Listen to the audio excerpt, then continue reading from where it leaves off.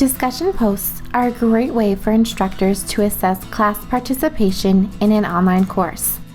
Discussion posts allow you to demonstrate that you have read and thought critically about course readings. Before discussing an actual post, let's go over some of the basics.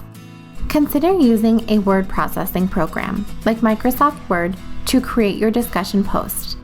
This provides you with a copy of your work in the event of a technical problem. Always create your post using a professional tone. Remember, these are not text messages. Most instructors provide a discussion rubric, which can be found in your course materials. This will let you know what your instructor expects from your post, such as length and citation requirements. Do your best to avoid spelling and grammatical errors, along with distracting colors and fonts. Don't use all caps to create a post. All caps often indicate anger or yelling. Begin by reading the discussion prompt carefully. Determine the purpose of the assignment by identifying the question or required readings you are expected to respond to. Know specific information, such as the word limit and due date. Know what sources you are expected and allowed to use. Determine if you are being asked to reflect on personal experience, determine a solution to a problem, compare ideas, or make an argument. Prepare to complete a discussion post by first reading all required materials critically. Also consider reading what other students have already posted, so you can add something new to the conversation. Review and utilize feedback from your previous assignments. Brainstorm by jotting down your reactions, ideas, and responses to the reading assignments. Determine a topic by assessing the amount of evidence available to support your idea. Finally, develop an outline to help you stay focused, clear, and persuasive. Begin your draft with an inclusive topic sentence. Use your book and other assigned readings as evidence to support your post. Be aware that some professors may also allow or require supporting evidence from outside resources.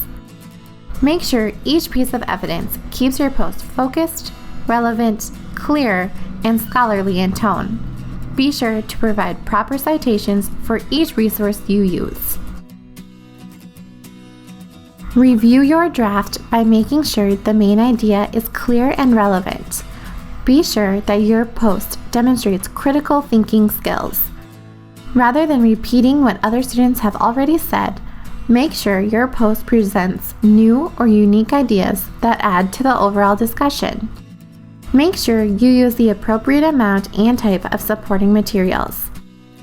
Read through the draft to ensure you used a professional tone throughout. Double check for spelling and grammatical errors, or you might lose credibility and others may discount the quality of your post. Once you are happy with your draft, copy and paste it into the D2L discussion board.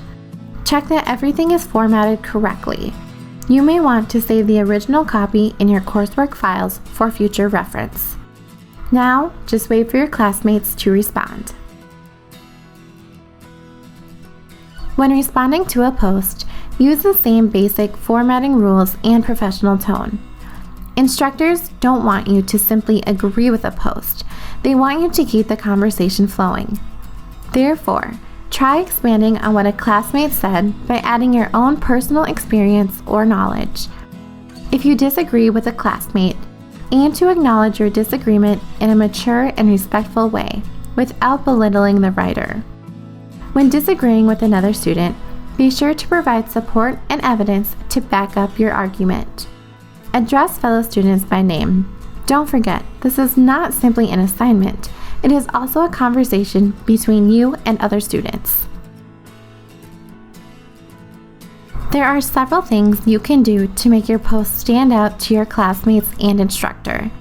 Include key terms in your post to display your understanding of the course material. Consider finishing your post or response with a question in order to elicit responses from others. Try using creative or thought-provoking titles for your post to catch the attention of other students. If it's relevant, don't be afraid to discuss current events or information learned from previous coursework. Avoid repeating what other students have already said by thinking outside the box. You can do this by viewing the topic from different perspectives. Just don't forget to use facts to support your posts.